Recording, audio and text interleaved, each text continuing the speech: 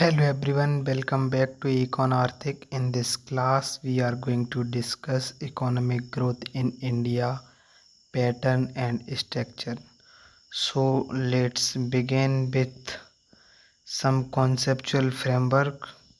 So first is a growth versus structural change. Let's understand what is growth. In economic growth is a sustained increase in real GDP and GDP यानी कि gross domestic product, GVA gross value added, over time a purely quantitative measure. तो जो GDP है हमारा, if current GDP is 6.5% और आपका ये 0.3% से इंक्रीज हो गया तो टोटल कितना हुआ 6.8%। तो ये जो क्वांटिटेटिव चेंज हुआ वही हमारा ग्रोथ को रिप्रेजेंट करता है। In structural transformation is the changing composition of. अब स्ट्रक्चरल ट्रांसफॉर्मेशन में क्या क्या हुआ change? Output, employment and trade as an economy develops. The qualitative dimensions. तो जो स्ट्रक्चरल ट्रांसफॉर्मेशन है उसमें आपके क्वालिटेटिव डायमेंशंस को इंक्लूड किया जाता है। अब यहाँ पर एक हाइपोथेसिस का नाम आता है जो कि है क्लार्क फिशर। अब इकोनॉमी है तो कोई भी इकोनॉमी है मेनली 3 सेक्टर पर डिपेंड करती है। फर्स्ट प्राइमरी सेक्टर जिसमें एग्रीकल्चर और अलाइड एक्टिविटीज आते हैं। सेकंड सेकेंडरी सेक्टर, इसमें आपकी इंडस्ट्रीज आ जाएंगी। और थर्ड है आपका टर्सरी सेक्टर, इसमें आपके सर्विसेज वगैरह आते हैं।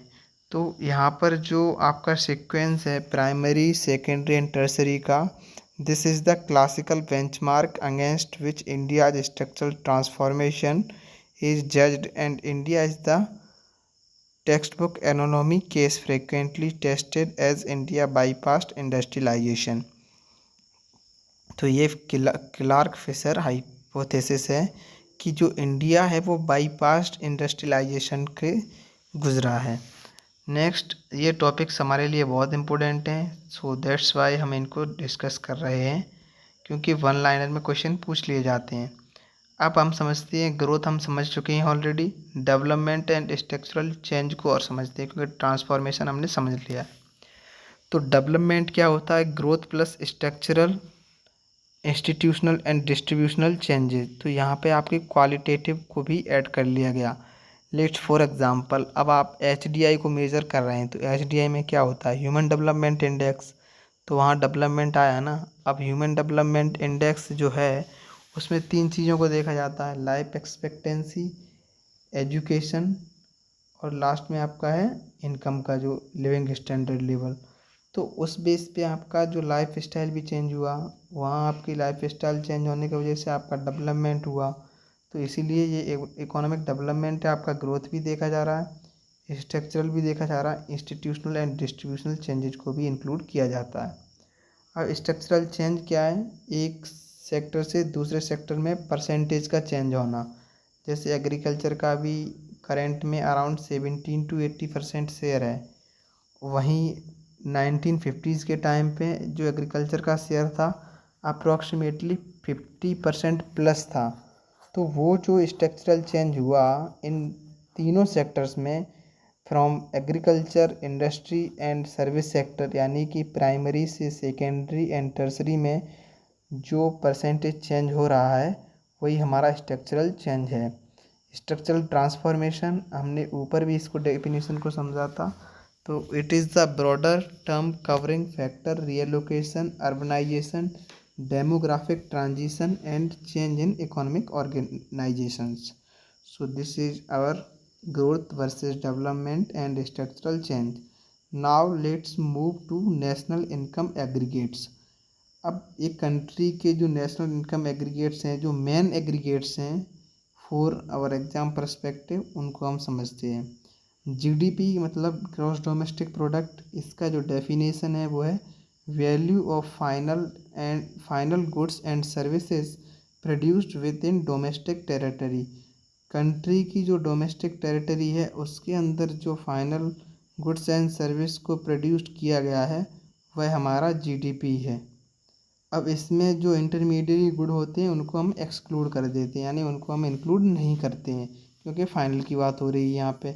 अब जीएनपी की बात करते हैं, तो जीडीपी और जीएनपी में जो की डिफरेंट है वो हमारा होता है net factor income from abroad का, क्योंकि हम नेशनल से डोमेस्टिक और डोमेस्टिक से नेशनल पर जा सकते हैं, वो भी किसके हेल्प से, net factor income from abroad से। Now moving to net national product, यानी कि ग्रॉस और नेशनल को डिफरेंट को समझने के लिए डेप्रिसिएशन को हम माइनस करते हैं, यानी कि अगर हमें नेट कैलकुलेट करना है तो ग्रॉस माइनस डेप्रिसिएशन। एनडीपी के लिए भी मतलब नेट से हमें नेट और ग्रॉस का डिफरेंस का पता करना है तो डेप्रिसिएशन का यूज हो रहा है, यानी कि नेट हमें कैलकुलेट करना है तो ग्रॉस माइनस डेप्रिसिएशन। अब जो नेशनल इनकम का होता है मेन एग्रीगेट, वो हमारा एनएनपी एट फैक्टर कॉस्ट, यानी कि net national product at factor cost. Now जो हमारे डिकेड्स हैं, यानी कि 1950 से लेकर 1960, 1970, 1980s, 1993, 1990, 2000, 2004, ये हमारे जो डिकेड्स के हिसाब से कभी कभी क्या होता है, जैसे बेस ईयर है तो जनरली 5 ईयर का जो ईयर जहाँ पे कोई इकोनॉमिक क्राइसिस नहीं हुआ है, वार नहीं हुआ है, तो उस ईयर को हम बेस ईयर के लेते हैं। तो अभी जो करंट बेस ईयर है वो 2022-23 है, उससे पहले जो था वो 2011 एंड 2012 था, क्योंकि because of market problem Covid के वजह से जो था, इसलिए वो जो हमारा बेस ईयर चेंज होने का टाइम था वो बढ़ गया। Since 2015 GDP methodology shifted factor cost to basic prices with GDP at market price as the primary headline measure। MCA 21 database used for the corporate sector। Now अब हम समझते हैं historical pattern of growth from colonial period 19th century to 1947, यानी 47 year का जो हमारा economic की का जो कंडीशन रहा है उसको समझते हैं। तो उस टाइम का जो ग्रोथ रेट था अप्रॉक्सीमेटली 2% पर एनम था, और पर कैपिटा ग्रोथ था जो 0.5% पर एनम था, estimated by Angus Maddison and Shiva Subramanian. Structural feature में क्या था, डी इंडस्ट्रियलाइजेशन था उस time.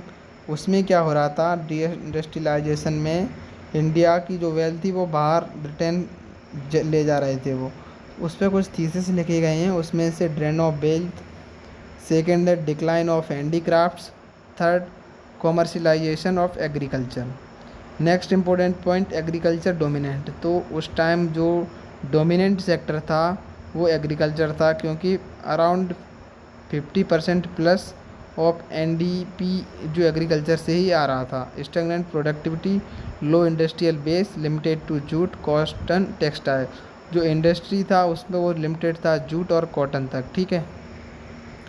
Now planning era 1950s to 1980s, यानी कि ये 30 ईयर का जो पीरियड था उसे हम द रेट ऑफ ग्रोथ, मतलब हिंदू रेट ऑफ ग्रोथ के नाम से भी जाना था। ये टर्म जो था Hindu rate of growth coined bye Raj Krishna for 3.5% per annum GDP growth and 1.3% per capita during the 30 year, यानी कि 1950 से लेकर 1980 तक का जो पीरियड था, उस पीरियड की जो इकोनॉमिक ग्रोथ थी इंडिया में उसे हिंदू रेट ऑफ ग्रोथ के नाम से जाना जाता था। ग्रोथ रेट कितनी हुई, 3.5% एंड पर कैपिटा 1.3%। इसी टाइम पीरियड में महालनोबिस मॉडल आया, जो कि सेकेंड 5 ईयर प्लान में आया था 1956 में, for what, heavy industry, import substitution, capital good emphasis.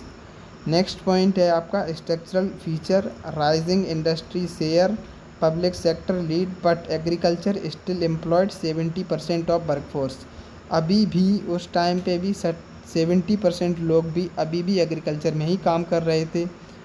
Next important point है आपका ग्रीन रेवोल्यूशन, मिड 1960 से शुरू हुआ for raise food grain output but regionally concentrated, जो कि पूरे इंडिया में नहीं हो पाया, कुछ ही जगहों पे हुआ था, जिसमें पंजाब, हरियाणा और वेस्टर्न यूपी का नाम आता है। Phases of India's growth trajectory, कुछ फेजेज हैं, मेनली 6 फेज हैं। Nehru planning era, partial liberalisation, post reform, high growth phase, slow down volatility, COVID and recovery. तो टाइम पीरियड जो नेहरूवियन प्लानिंग एरा है उसका 30 ईयर पीरियड है, क्योंकि जो सर राजकृष्णा का जो टाइम पीरियड था, उन्होंने जो हिंदू रेट ऑफ ग्रोथ का बताया था, वो जो पीरियड है वो नेहरू वाला पीरियड है। सेकेंड आपका partial liberalisation time period 1980 to 1991, average growth rate थी 5.4%। और जो इसके की फीचर्स थे, physical expansion driven productivity uptick debated, Rakshit versus Ahluwalia. After post reform यानी कि 1991 में रिफॉर्म किए गए थे, उनको हम आगे डिस्कस करेंगे। उस रिफॉर्म के बाद जो एवरेज ग्रोथ था इंडिया का वो 5.7% था। एलपीजी रिफॉर्म हुए, उसमें जो की फीचर्स थे, डी लाइसेंसिंग और जो लाइसेंस राज था उसको ख़त्म कर दिया गया। सर्विस सेक्टर टेक ऑफ हुआ यहाँ से। नेक्स्ट आपका high growth phase time period 2003 to 2011, average growth rate जो था 8 to 9%। की फीचर इन्वेस्टमेंट बढ़ा, फेवरेबल ग्लोबल टेल वाइंड्स हुए। Slow down volatility 2011 to 2020, average growth approximately 6 to 7%। Decline की twin balance sheet problem, demonetisation, GST transformation, NBFC crisis, NBP यानी कि non banking financial company crisis हुआ। COVID and recovery period 2020 to 25, average growth rate जो थी -6.6% Covid के time पे चली गई। उसके बाद ग्रोथ रेट बढ़ा 9.7%, 8.2%, इन करेंट अराउंड 6.4%। अब यहाँ से जो की फीचर था वो की shaped recovery debate base effect distortion का कंडीशन यहाँ पे शुरू हुई। अब हम समझते हैं, यहाँ पर जो आपका ग्राफ में देख सकते हैं, India's growth trajectory across policy phases percentage दे रखा है। In simple planning era 3.5%, partial liberalisation 5.4%, post reform 5.7%, high growth period जो था 2003 से 11 का, वहाँ पर जो ग्रोथ थी 8.5%, slow down 6.5% and Covid and recovery 6.4%। Hindu rate of growth के बारे में हम पहले डिस्कस कर चुके हैं। अब हम समझते हैं 1980s growth acceleration puzzle. So GDP growth rose to 5.6% per annum in the 1980s, studied by Roderick and Subramanian 2004 as the attitudinal shift hypothesis versus physical expansion, liberalization, life explanation, partial deregulation and public investment led growth was complied by the widening physical deficit culminating in 1991 balance of payment crisis, oil shock, Gulf War, collapsing forex reserve. तो यहाँ पर जो 1980s के बाद जो problems आई वो क्या थी, 1991 का जो बैलेंस ऑफ पेमेंट क्राइसिस था, उसके साथ साथ ऑयल क्राइस, गल्फ वार, कोलैप्सिंग फॉरेक्स रिजर्व। अब जब आपका फॉरेक्स रिजर्व ही कोलैप्स कर जाएगा तो आपको जो ट्रेड है फॉरेन कंट्री के साथ जो ट्रेड कर रहे हैं हम, उसमें प्रॉब्लम क्रिएट होगी। तो ये सब चीज़ें 1980s के बाद देखने को मिली हमें। आफ्टर 1991 रिफॉर्म क्या हुआ, एलपीजी एरा आया, जिसमें LPG stands for in L liberalisation, P for privatisation and G for globalisation. Liberalisation मतलब इंडस्ट्रियल लाइसेंसिंग अबॉलिश कर दिया, यानी कि लाइसेंस राज को ख़त्म कर दिया गया और कुछ सेक्टर को छोड़ दिया गया, और इसके साथ साथ ही एमआरटीपी एक्ट डिलीटेड किया गया। नेक्स्ट है privatisation, disinvestment of public sector undertaking begins. यहाँ से डिसइन्वेस्टमेंट शुरू हुआ, यानी कि पब्लिक प्राइवेट पार्टनरशिप भी स्टार्ट हो गई यहाँ से, जिसमें कि कुछ परसेंट गवर्नमेंट का रहेगा और बाकी जो परसेंट का जो शेयर था वो प्राइवेट सेक्टर का रहेगा। तो यहाँ से पब्लिक सेक्टर अंडरटेकिंग की शुरुआत की गई। ग्लोबलाइजेशन यानी trade liberalisation, rupee devolution, current account convertibility after 1994, FDI and FII opening की गई, यानी कि foreign direct investment, foreign institutional investment and foreign portfolio investment की शुरुआत की गई ग्लोबलाइजेशन के थ्रू। मतलब कि whole world act as a village. तो इस तरह की चीज़ें स्टार्ट होने लगी थी आफ्टर 1991, या हम ये कह सकते हैं कि आफ्टर न्यू इकोनॉमिक पॉलिसी और एलपीजी रिफॉर्म के बाद। और उस टाइम के जो प्राइम मिनिस्टर और फाइनेंस मिनिस्टर कौन थे, तो मनमोहन सिंह जो थे हमारे फाइनेंस मिनिस्टर थे इंडिया के, और प्राइम मिनिस्टर थे पीवी नरसिम्हा राव। अब यहाँ पर एक क्वेश्चन आपके लिए मैं पूछ रहा हूँ कि जो डॉक्टर मनमोहन सिंह सर थे वो आरबीआई के कौन से गवर्नर थे और किस पीरियड में गवर्नर रहे, ये आपको कमेंट में बताना है। नाउ ग्रोथ आउटकम्स क्या हैं। 1992 से 2003 तक जो था 6% एवरेज ग्रोथ रहा। अब इंडिया की जो इकोनॉमी है वो गोल्डन पीरियड से भी गुजर चुकी है, यानी कि India economy golden period era जो था वो 2003 से लेकर 2008 तक रहा। इसमें जो ग्रोथ हुई 8 to 9% ग्रोथ हुई, driven by service and investment boom, favourable global conditions. Next point है 2008 global financial crisis, temporary slowdown, physical stimulus response. 2009 and 11 recovery हुई, बट 8% की प्लस में ही रिकवरी हुई। After this 2012 and 2019 deceleration, moderation approximately 6 to 7%, twin balance sheet problem, NPA crisis plus corporate debt demonetisation in 2016। अब आपको month बताना है कि किस मंथ में डिमोनेटाइजेशन हुआ, और जीएसटी रोल आउट 2017। अब आपको इसकी भी डेट बताना है और मंथ बताना है कि जीएसटी कब से लागू हुआ। नेक्स्ट पॉइंट 2020-21 कोविड-19 कॉन्ट्राडिक्शन, अप्रॉक्सीमेटली जीडीपी माइनस, मतलब -6.6% real GDP. Next question, next important point, in 2021-22 onward recovery, India emerges as the fastest growing major economy, approximately 7 to 8% range in recent years. Now GDP series comparison 2011-12 base year. The old series 2004 and 5 tended to show lower growth for 2012 or 2014 than the revised 2011-12 base series, a major methodological controversy. Dr. Arvind Subramanian 2019 paper alleging GDP overestimation post 2011 contested by NSO।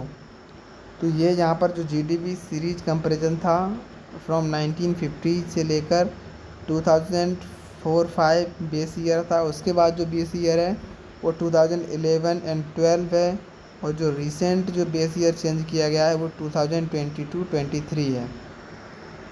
Now structural pattern sectoral shares at 2011-12 prices, India GVA composition has shifted dramatically since independence. तो 3 sector main है, agriculture, industry and service.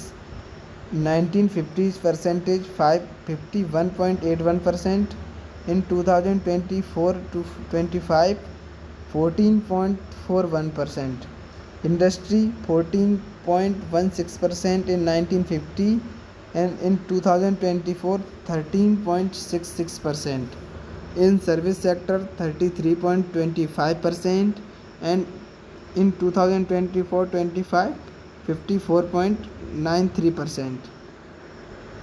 अब जो यही जो percentage दे रखा है वो हम आप ग्राफ में समझ सकते हैं इस फिगर के हेल्प से, क्योंकि जो कलर्स के हिसाब से इजी होगा समझने के लिए। Agriculture in 1950 51.8%, industry 14.2%, service 33.2%, in 2024-25 agriculture 14.4%, industry 30.7%, और जो हमारा सर्विस सेक्टर है 54.9%।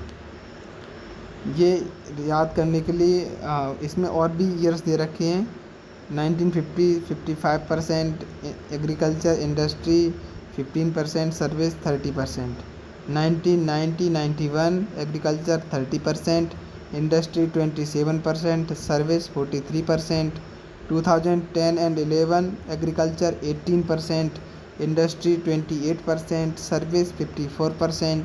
in 2023-24 agriculture 16 to 18%, industry 25 to 28%, service sector 55 to 58%. Now the structural puzzle. Service approximately 55% share for exceed what the Clark-Fisher sequence predicts at India's per capita income level. Industry share has stagnated near 27-30% for decades, described by Danny Roderick as premature deindustrialization. Next point, primary sector GVA share 14 to 18% collapsed, but its employment share stayed near 40 to 45%. The single most tested fact in this, because मतलब agriculture का जो sector है वहाँ पर अभी भी मतलब लोग हैं जो डिस्काइड अनएम्प्लॉयमेंट में हम इसकी गिनती कर सकते हैं, यानी कि उसमें हम कैलकुलेट कर सकते हैं, क्योंकि वहाँ पर जो अभी भी जो एम्प्लॉयमेंट शेयर है ना वो 40 to 45% है। Manufacturing share of GDP stuck near 15 to 17% for decades, short of the Make in India target of 25%. Term premature deindustrialization, Danny Roderick, industry share peaking and declining at much lower income level than historical industries. Next, theoretical framework of structural change, Colin Clark-Fisher three sector hypothesis. Key ideas: labor moves primary, secondary and tertiary as income rises. Second, Arthur Lewis dual sector model in 1954. Key idea is surplus labor move from subsistence agriculture to capitalist industry sector at constant wage. Third, coordinate structural transformation. Idea is long run shift in sectoral share of output and employment accompanies modern economic growth. Next theory is Chenry pattern of development. Idea is cross country regulatories, declining agriculture share, rising industry, then service with income growth. Next theory is Rennes fee model. Idea is extension of Lewis model with three phases of labor transformation. Why service led instead of manufacturing?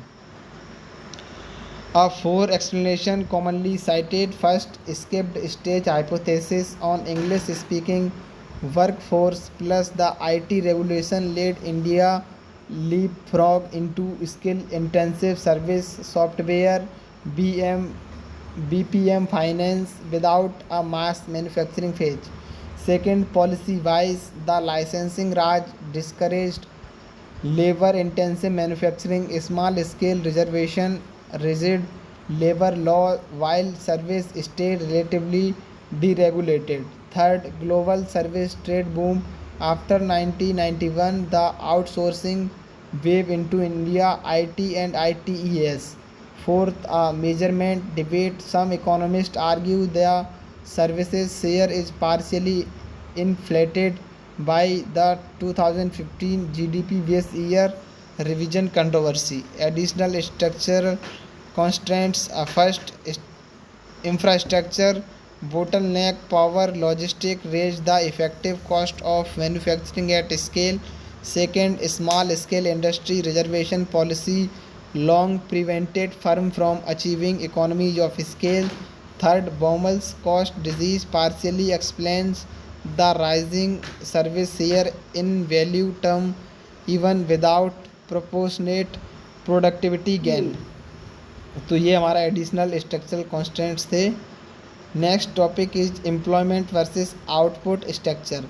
The GDP employment mismatch finance year 2024-25 in approx share of GDP in percentage and share of employment in percentage. अब agriculture में जो हमारा share है year 2024-25, share of GDP 14.54% और जो share of employment है वो 42.5% है।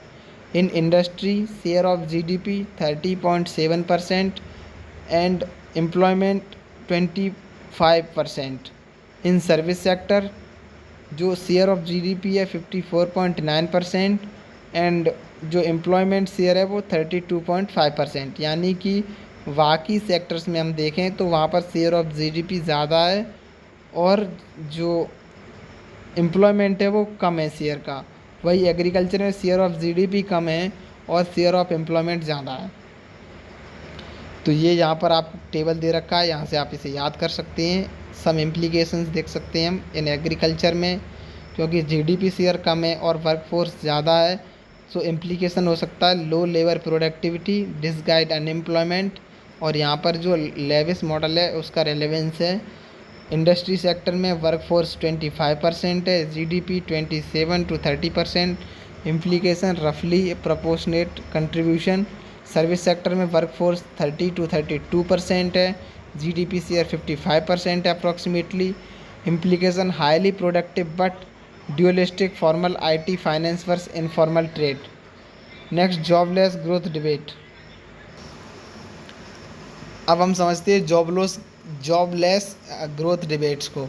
तो GDP employment mismatch underline India jobless growth critique output has grow fastest in capital and skill intensive services which observed relatively little of the labor forces and still trapped in low productivity agriculture. GDP growth has outpaced employment growth since the 1990s. Declining employment elasticity of growth and PLFS and NSSO data show persistence informal sector dominance approximately 90% of the workforce. सो ये हमारा जो था jobless growth का debate है India में, क्योंकि जो share of percentage sector है वो ज़्यादा है और फिर भी ग्रोथ जो एम्प्लॉयमेंट है वो कम है। यानी कि एग्रीकल्चर में जहाँ लेबर की कम ज़रूरत है वहाँ पर वर्कफोर्स ज़्यादा है as compare to other two sectors. Next आपका important point is saving investment and capital formation. Saving investment capital formation में हम कुछ पॉइंट्स को समझेंगे। फर्स्ट है आपका gross domestic saving GDS rate rose from 10% of GDP 1950। यानी कि जो जीडीएस जो हमारा था 1950s में वो 10% था of GDP. After that in 2000 ये आपका 36% था अराउंड 2007-8 में, और 2002 में ये था 30%। वही मॉडरेट सिंस 30%, मतलब उसके बाद जो इसका जीडीएस का शेयर है जीडीपी का वो 30% है। Gross capital formation GCF investment rate similarly rose peak at 2007-8 38%। अब जो 2007-8 का पीरियड है यहाँ पर इंडियन इकोनॉमी का गोल्डन पीरियड भी रहा है, यानी कि 2003 से लेकर 2008 का जो एरा था, इसीलिए यहाँ पर 38%, यानी कि गोल्डन पीरियड का टाइम होगा इकोनॉमी में तो सारी चीज़ें अच्छी होंगी। उस हिसाब से हमारा ग्रॉस कैपिटल फॉर्मेशन भी अच्छा था। Decline post after 2011 private investment slow down twin balance sheet problem. अब जब पीएसयू सेक्टर काम कर रहा है वहाँ पर आपका प्राइवेट सेक्टर भी काम कर रहा है। अब जो प्राइवेट सेक्टर का इन्वेस्टमेंट गिर गया उसके वजह से जो डिक्लाइन हुआ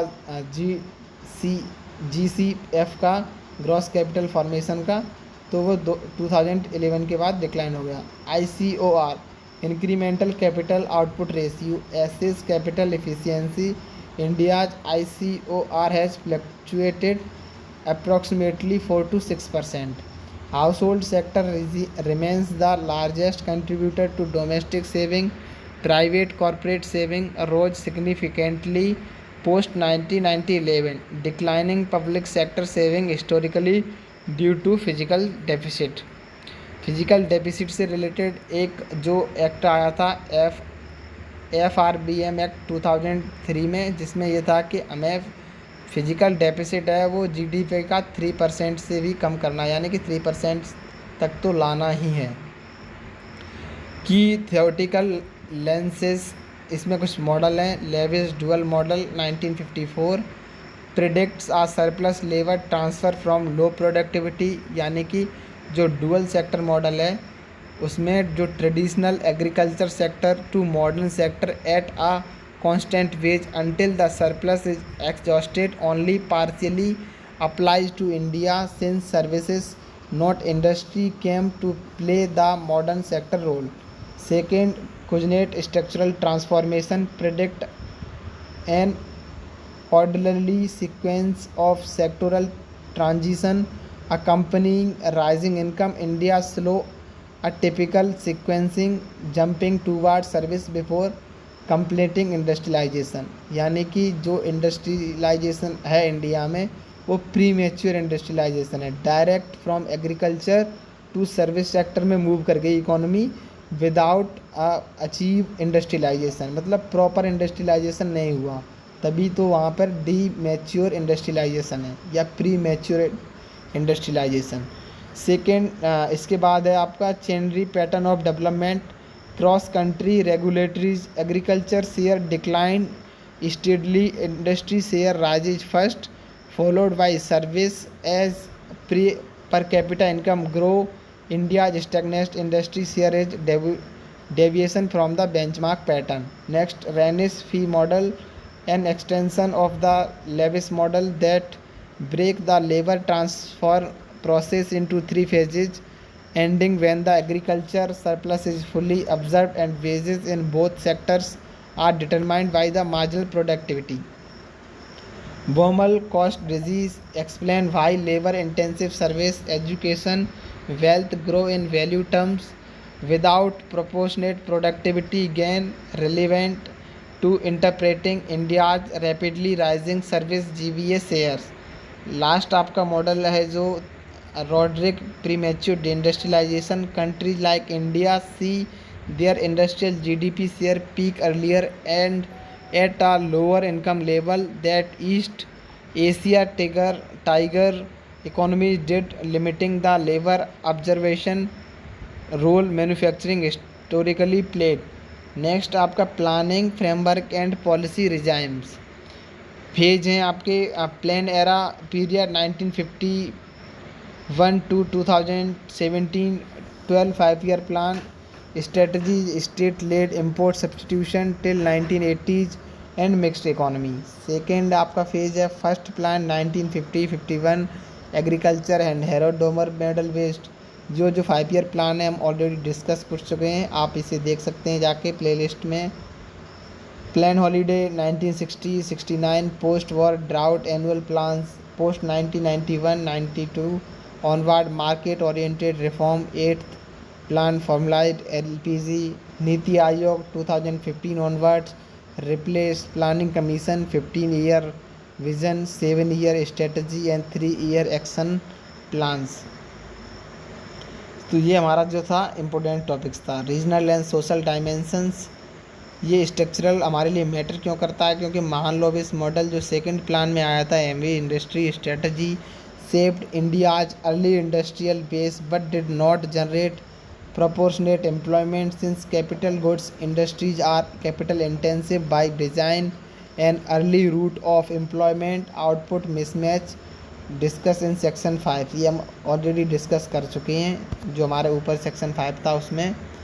regional and social dimensions, regional divergence यानी southern and western states Maharashtra, Gujarat, Tamil Nadu, Karnataka grow faster and transform structurally quicker than BIMARU states. अब बीमारू स्टेट्स में कौन आता है, Bihar, Madhya Pradesh, Rajasthan, Uttar Pradesh. Post 1991 a divergence hypothesis contested against new classical convergence theory. Next point है rural urban shift rising non farm rural employment has accompanied structural change but India's urbanisation rate 31%। 2011 census remain slow relative to income growth, another feature that distinguishes India's transformation from classical pattern. Next point, informalization, structural change has not been accompanied by proportionate formalization of employment. Output has shifted to service and industry, but a large share of jobs in these very sectors remain informed. Gender dimensions, declining female labor force participation rate despite growth is well known puzzle discussed by the U-shaped feminization hypothesis. Golden FLFPR, that is female labor force participation rate, fall in the early stage of structural transformation before rising again at higher income levels. अब last में आपके लिए कुछ debate questions हैं answer writing के लिए। Hindu rate of growth debate से related question है। उसके बाद 1980s growth acceleration puzzle. Next question premature deindustrialisation thesis. Fourth question jobless growth debate. Fifth GDP measurement controversy. Agriculture distress amid growth. Formal versus informal sector duality. Question 8 convergence versus divergence across India's states, and middle income trap concerns as India's structural transformation stalls in manufacturing। ये debate वाले question हैं, आप लिख सकते हैं। उसके बाद की data source, important data source NSSO, early CSO, national account statics, periodic labour force survey, employment unemployment data, economic survey, ministry of finance, annual flagship document, RBI annual report and NITI Aayog reports. recent structural shift post 2014 policy intervention targeting structural change, make in India aim to raise manufacturing GDP share toward 25%, target largely unmet, share remain near 17%, production linked incentive PLI scheme, electronics, pharmaceutical, textile and many more, formalization push GST, UPI, digital payment and Jandhan Aadhaar mobile, JAM, Trinity. Next important point, construction sector emerging as a major labor observation channel, growing 8.6% in finance year 2025. Finance year 2024-25 real GDP growth was estimated at 6.4% in finance year 25 against 8.2% in finance year 24, with agriculture showing marked improved 3.8% real GVA growth versus 1.4% the year before, and construction plus financial real estate professional service leading on the secondary treasury side. कुछ question जो directly exam में पूछे जा सकते हैं इस तरह से, who coin Hindu rate of growth, Rajkrishna, base year of current GDP series 2011-12, और अभी जो रिसेंट है वो 2022-23 है। इस तरह से क्वेश्चंस, कॉन्सेप्चुअल क्वेश्चन, थ्योरी वाले क्वेश्चंस भी पूछे जाते हैं, डेटा बेस्ड क्वेश्चंस भी आ सकते हैं, और यहाँ पर कुछ एग्ज़ाम से रिलेटेड क्वेश्चंस हमने लिए भी हैं। For example read question number 3, which sector contributed the largest share in GVA in 2024-25।